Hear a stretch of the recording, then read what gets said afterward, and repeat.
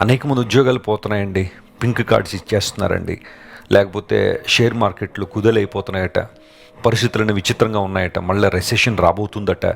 ఇలాంటి మాటలు వింటున్నప్పుడు కొన్నిసార్లు భయము, ఆందోళన, అవిశ్వాసం మనలోకి రావచ్చు. కానీ మనల్ని పోషించువాడు దేవుడు, మనల్ని బలపరుచువాడు దేవుడు, మనల్ని నడిపించువాడు దేవుడు కనుక ఆయన మీద నువ్వు ఆనుకున్నప్పుడు, ఆయన మీద ఆధారపడినప్పుడు నీ చుట్టూ ఎలాంటి ప్రతికూల వాతావరణం ఉన్నా ఏమీ తక్కువ కాకుండా దేవుడిని పోషించే దేవుడు.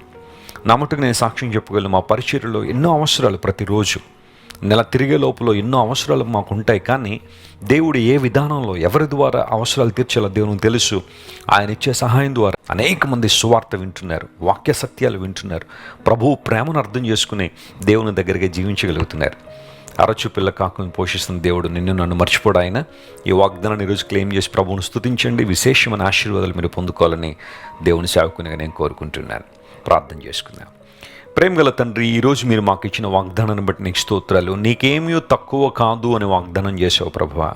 కొన్నిసార్లు మా జీవితంలో ప్రతికూల వాతావరణాలు వస్తున్నప్పుడు, లేదా మేము అనుకోని సంఘటనలు జరుగుతున్నప్పుడు ఇంకంతా అయిపోయిందేమో, మేము ముందుకు సాగిపోలేమేమో అన్న అనుమానం, భయం మాలోకి రావచ్చు. కానీ నీ వాగ్దానాల ద్వారా మమ్మల్ని బలపరుస్తున్నందుకు స్తోత్రాలు. నీ ఉంటే మాకు సమృద్ధి ఉన్నట్టే ప్రభువా.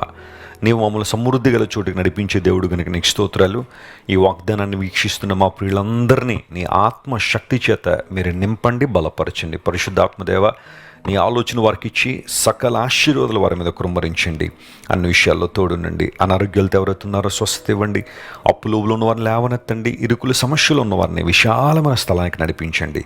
ఘనత, మహిమ నీకే ఆరోపిస్తూ యేసుక్రీస్తు వారి శ్రేష్టమైన నామం పేరిట అడిగి వేడుకొనిచున్నాం తండ్రి. Amen, amen. God bless you, dear friends. Have a wonderful day.